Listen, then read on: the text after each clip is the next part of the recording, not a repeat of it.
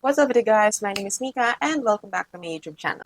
Grabe, sobrang tagal na nung last kong sit-down video and hindi ko na matandaan kung kailan ako nag-film nun. Pero mas active kasi ako dun sa clock up ko. So if hindi niyo pa ako pina-follow dun, follow niyo ako dun para mas madalas niyo ako makikita. Though, ngayon naman is I will try my best to upload or be more active here on YouTube kasi I'm planning to create my new series. So, ayun. I don't know if maayos yung setup natin, but nakalimutan ko na yung pinaka-settings nitong camera ko kung paano magkaroon ng parang bokeh effect sa likod ko. So, if hindi siya naka-bokeh effect, hayaan nyo na. As long as nakikita nyo ako ng clear and maayos na naman akong makapag-video. So, for the day, gagawa tayo ng updated makeup routine ko. Because it's 2025 na, guys. And I hope, and I wish na sana magtuloy-tuloy itong paggagawa ko ng makeup videos dito. Kasi medyo nahirapan talaga akong mag-makeup habang nagkukwento. Kaya medyo mas bet kung gumawa ng, alam mo yung mga mabilisang makeup tutorial lang. Though, I will try my best. Skin prep muna tayo. So, ayun nga. Kaya ako natagalan gumawa ng video here. Kasi nga, pinupush kong mag-grow yung followers ko or yung account ko sa clock up ko. Eh, buti na lang, medyo nagsasucceed tayo. So, meron na tayo almost 2,000 plus na followers. Yes, for me, madami-dami na yun, guys. Kasi hello, may 2,000 nang nagpa-follow sa atin doon. And dito sa YouTube, ang tagal-tagal ko nang gumagawa dito ng content. Like, ilang years na. Pero 1,000 plus pa rin. So, magkikilay ako, I'll be using this Detail Cosmetics. So, grabe, hindi ko talaga nakikita na masyado yung nangyayari dyan sa camera. Kasi ang liit ng screen ko. Kaya hindi ko din alam if malinaw ba ako, if ever na mag-edit na ako. So, malalaman ko na lang kung malinaw ba tong shoot ko or itong mga clip na to kapag nag-edit ako. Kaya, parang gusto kong bumili ng camera. I've been eyeing on some cameras. Pero hindi pa ako like super decided kung bibiliin ko na ba siya or hindi. Kasi parang ang hinahanap ko is yung makakakuha ko na, alam mo yung mga crisp videos. Yung as in, maayos siya sa pag-take ng video. Kasi nga, parang gusto ko na maganda yung mga video clips na ipipresent ko sa mga audience ko, especially na gumagawa ako ng mga short videos. Yan. Tapos gumagawa din ako ng mga for brands. Ganun. So gusto ko naman na medyo maayos and high quality videos naman yung ibigay ko sa kanila. And I'll be using this Get Ready With Me na Brolift Max. So I've been eyeing na bumili ng Sony ZV-E10. Pero yung Mark 1 o yung pinaka first version pa, hindi yung version 2. Kasi bukod sa mas mura siya, sabi nila almost the same lang din naman daw ng quality in terms of video shooting and photography. So parang kaya mas bet ko yun. Kasi almost 20,000 din yung price difference nila eh. So I don't know, meron ba kayong marirecommend na camera for content creation, ganyan. And plan ko na rin kasi siyang gamitin for photo shoot or yung like hindi naman professional photo shoot. Pero papunta na rin doon. So, ayun. So, parang I've been eyeing na bumili na ng CB-E10 kasi nga parang marami ako nakikita mga good reviews about that na ang crisp niyang pang take ng photos and ang ganda din niyang pang video. Pero parang nakikita ko maganda lang daw siya for sit-down videos, yung parang mga ganito. Pero kapag yung mga movie videos, ganun, hindi siya recommended. I don't know if meron ba kayo recommend na camera for content creation, just let me know para at least marami naman akong choices kasi I've been biased na sa Sony kasi nga I've been using na si Sony and si Sony yung first ever na professional camera. I don't know if tatawag siya professional camera pero parang si Sony yung first vlogging camera na na-try ko and I super love the quality of Sony. Kaya mas okay na. I mean, nape-prefer namin ko si Sony. Though, I don't know. So, let me know in the comments na lang. Nagamit tayo microblade pen. This is from Strokes. So, this is a shade Bronzite. So, di ba na-mention ko nga na pinapag-grow ko yung clock up account ko. Then, ayun nga, na-mention ko na din to before sa clock up account ko. But in case na hindi mo nga ako follow there, so ikukwento ko na lang din here. So, it's been 6 months na rin kasi since I left my corporate job. A lot of you will say na, okay, so wala kang work. So, technically, wala kang work ngayon. So, for my base, I will be using this Absid Weightless Touch. This is in the shade 2.5W. So, ayun nga. So, currently, ang ginagawa ko ngayon is I am a stay-at-home mom. And I also do content creation full-time. So, I can say na work ko na ngayon yung content creation because I have being paid doing contents.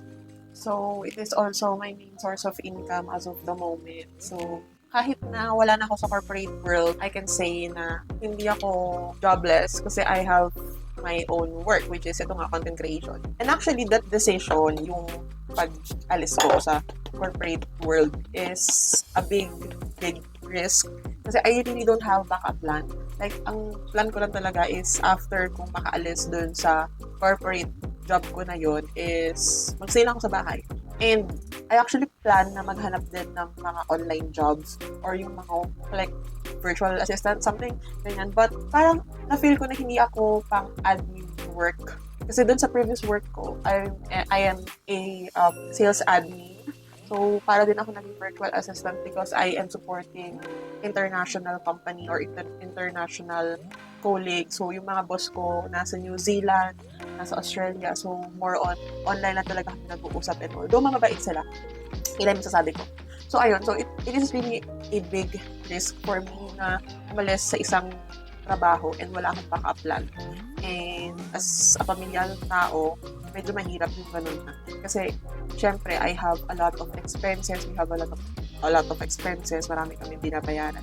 Pero, ang sabi ko, like, yung risk na to is kinda good timing for me to, alam mo yun, re-evaluate ano nga ba yung gusto kong gawin sa buhay. Or like, gawin ko yung mga passion na hindi ko ginawa because I am afraid of rejection and I am afraid of, alam mo yun, na I am afraid of failing or I am afraid of being a failure. Kasi dati, syempre, iniisip ko, kapag hindi na ako nagtrabaho, like saan ako kukuha ng pera? Kilala or hindi naman ako sikat or ganun, wala namang kukuha sa akin, wala namang magbabayad sa akin to do content for them. Something like that. Takot na takot nga akong mag-risk na kahit gusto ko siyang gawin, feeling ko, baka may mawala naman ako opportunity. Parang ganun. So, nagstay talaga ako sa corporate job ko. Hindi ko pa na-share sa inyo, this is the bronzer that I use from Get Ready With Me. It's in the shade Green Brulee. Okay, so for my eyeshadow, I'll be using this Fashion 21 in set 1. So, these are the color. So, meron akong video nito dun sa Clock Up account ko if gusto nyo ng review for this one. But I really love this one. This is a good palette for me, lalo na kung beginner lang kayo. And I am also thankful dun sa mga brands na nagtitiwala pa rin sa akin until now. Like, actually ngayon, mas dumami yung mga brands na nagtitiwala sa akin to do contents for them and to collaborate with me. Nung nag-start ako na as in yung full-time content creator na ako, doon na din ako nakalabas ng comfort zone ko. As in, uma-attend na ako sa mga events, ganyan. And of course, I am being invited na rin sa mga events. And it's really something, alam mo yun, na hindi ko before nagagawa. Kasi nga, syempre, of course, I am having before hindi ko na nagagawa yun. Kasi syempre, may work ako, ganyan. So, hindi ako basta-basta pwedeng mag-leave, gano'n. Pero ngayon, nagagawa ko na siya because I have a lot of time and yun na din yung talagang like main source of income ko. Kaya kapag may mga event invites, ayan, go lang ako. Kasi doon ako makakakilala ng, doon ako magkakaroon ng mga connections. And then ayun, like super thankful ako doon sa mga nakilala ko online. As in, strangers ko sila nakilala, but iba yung support na nabibigay namin sa bawat isa. And grabe, like, sino pa talaga yung mga strangers?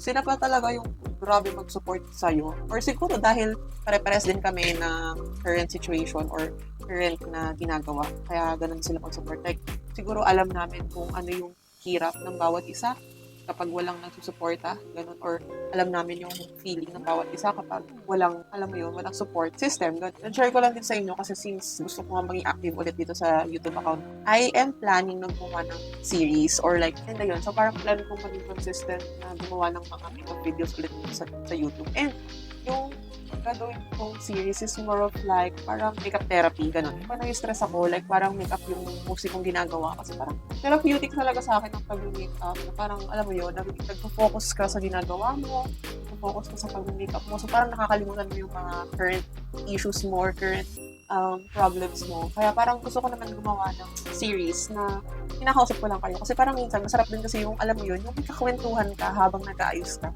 Well, for my eyeliner, I'll be using this Get Ready With Me Super Fine Duo. This is in the shade Black Ink. Pero sa normal kung pag-makeup, like yun sa everyday ko, hindi ako madalas nag-eyeliner. Or nag-eyeliner ako pagkatapos ko mag-lashes. But this time, wala lang, gusto ko lang unahin yung pag-eyeliner ko.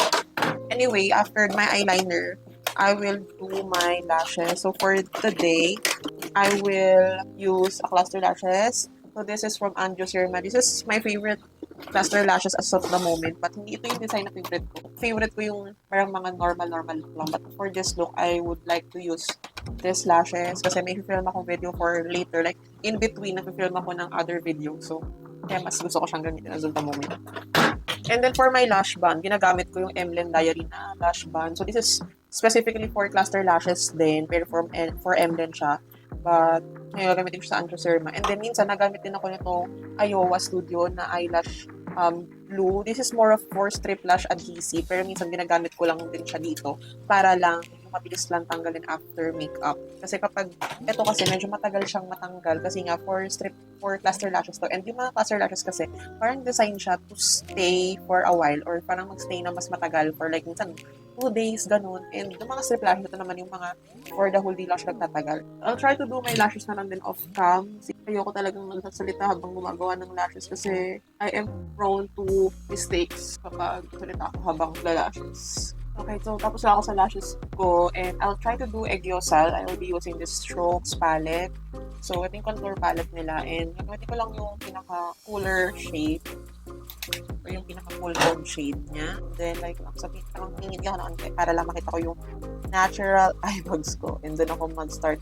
So, I'll just use this Little Cosmetic na Lash Volumizer. Maximizer pala. So, this is intended for lower lashes. Kita niyo yung one. For my blush, I will be using this Get Ready With Me Milk Tea. This is the shade Pablo's Latte. Alam mo ba, itong blush na to, super favorite ko to. Kasi, ang subtle niya lang talaga sa face. And ang ganda ng lapat niya talaga sa kulay ko. Siguro nagko-compliment lang yung pagka-morena ko dito sa Pablo's Latte na to. Then share ko lang din, meron ako medyo, masasabi ko, achievement lang. Kasi before, hindi ako nakakanood ng mga fan meet or mga concert ng mga favorite stars ko, ganyan, mga K-pop, ganun. Kasi first, wala akong pera. Yun na lang yung reason, wala akong pera. So, share ko lang din, last time, mag-camp out kami ng friend ko, ni Ces, sa Dunkin' Donuts kasi gusto namin makasecure ng fan meet ticket ng crush naming si Byun Muso. And I'm so happy kasi nakasecure kami doon. Kahit hindi yung gusto naming seat, yung nakuha namin. At least nakasecure kami. Kasi last year, exactly like June something yun, ayun yung hiningi kong gift sa asawa ko na manonood ako or mag-a-attend ako ng fan meet. Unfortunately, wala kami talaga na-secure na ticket last year. So, kahit gustuhin man namin na manood nun. But this time, ayun nga, nag-camp out kami. Fortunately, nakakuha kami ngayong year na to. And ayun, like, super saya kahit sobrang nakakapagod din tayo. Kasi madaling araw yung like gabi and then hanggang kinabukasan ng umaga. Nandun kami, para nga makasecure na kami ng ticket. And kahit dumating kami dun parang around 11 p.m. ng gabi ng July 4 and then July 5 yung ticket selling. Girl, 70 plus pa rin kami dun sa pila.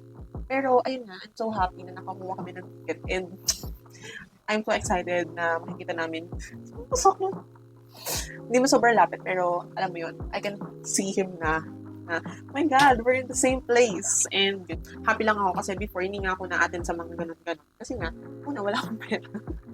Inisip ko rin kasi parang hindi ko siya masyadong deserve. And syempre, sayang yung pera. Marami pa akong pagkagastusan, marami naman akong iba pang need pagkagastusan, ganun. So, sorry kung medyo wala ako sa kwento kanina habang nag-eye makeup ako. Kasi hirap na hirap talaga akong magsalita or hirap talaga akong kwento while doing my makeup. Siguro hindi ko talaga dito forte na madaldal lalo nag-makeup. Kaya nahihirapan talaga ako magawa ng mga talking videos na habang nag-makeup. Pero I'm trying my best. Anyway, so ayun nga, kukwento ko na lang din sa inyo. No? So, recently, I have this parang, alam mo yun, like, I have the urge to do makeup naman sa ibang tao. Though, natatry ko na naman siya before kasi minsan nagpapaayos yung nanay ko sa akin, yung tita ko sa akin. So, parang nagtitiwala sila sa akin, nagtitiwala sila sa pag-aayos ko. So, ayun nga. So, nag-enroll ako sa makeup school. So, parang ano ko na rin siya, kasi parang nagkaroon ako nung recent lang din, parang June lang din to, na parang gusto ko mag-masters. Pero sabi ko, hindi pa naman ako nag-work ulit sa corporate job or hindi pa ako nag-work sa corporate world. So, sabi ko, parang baka masayang lang yung pag-masters ko at the moment. And medyo mahal din kasi siya. So, parang sabi ko, baka hindi pa. Sabi ko, ano ba yun? Parang reason kong ginagawa or reason kong nagugustuhan gawin na baka sakaling yun na lang yung i-pursue ko. And sabi ko, parang nagkaroon nga ako ng urge to do this, which is yun nga, mag-makeup sa ibang tao. That is why. So, tatanungin niyo ako, bakit ako nag-enroll sa makeup school kung medyo, like, alam niyo, medyo marunong naman ako mag-makeup. So, for me kasi, parang yung inaayusan ko pa lang naman is my mother and more on mga kamag-anak ko lang muna. Siyempre, parang feeling ko bias yun na parang, siyempre, yung nanay ko, siyempre gusto niya siguro yung makeup ko kasi anak niya ako, gano'n. So, pero pag sa ibang tao, baka hindi nila magustuhan yung makeup ko or baka magkamali ako ng pag-makeup sa ibang tao dahil hindi ko alam kung paano ba yung correct way ng pag-apply ng makeup because I just learned from the YouTube. So, natututo naman ako, self-taught lang naman ako, like experimenting everything and then eventually, a-apply ko na lang na parang napapractice ko na lang. Kaya, as of the moment, medyo umaayos-ayos na siguro yung pag-aayos ko sa sarili ko.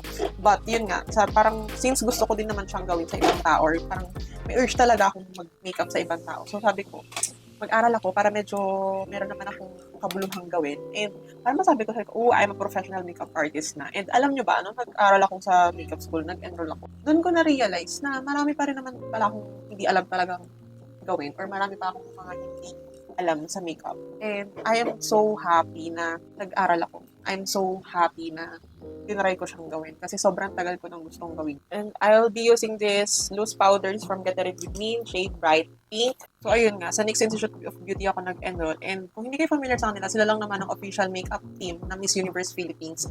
Talagang kaya ako sa kanila nagustuhan kasi ang galing. Kasi kapag sila nagtuturo, yung mga students nila, binibigyan nila ng parang mga shoots or parang yung mga ginagawang makeup look is pinipicture nila using their professional photographer para gamitin for their portfolio, which is ang ganda kasi kung ikaw beginner ka pa lang or parang hirap kang mag-pitch in sa mga possible clients mo, nakakatulong yung pagkakaroon ng magandang portfolio para magustuhan ka ng ibang tao.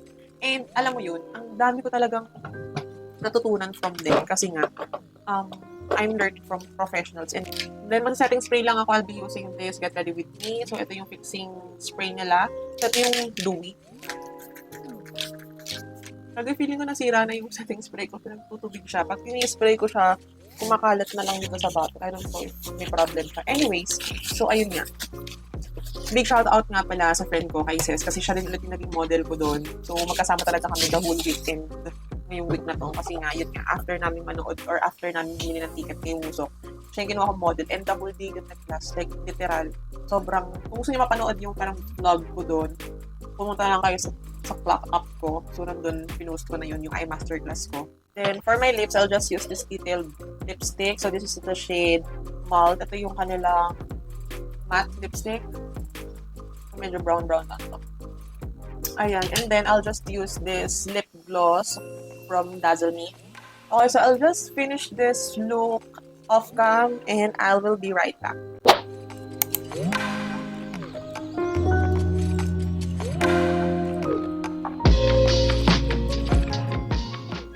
Okay guys, this is the final look. So nag-wig lang ako kasi I will be shooting another video in between all of this video. So that's the job that I have right now. Anyway, so that's it for today guys. If you enjoyed this video, don't forget to give a thumbs up. And if you are new here, don't forget to subscribe and follow me on my social media accounts. Again, this is your girl, Mika Sagwan, saying no hates and love. Bye guys! See you in my next one. Bye!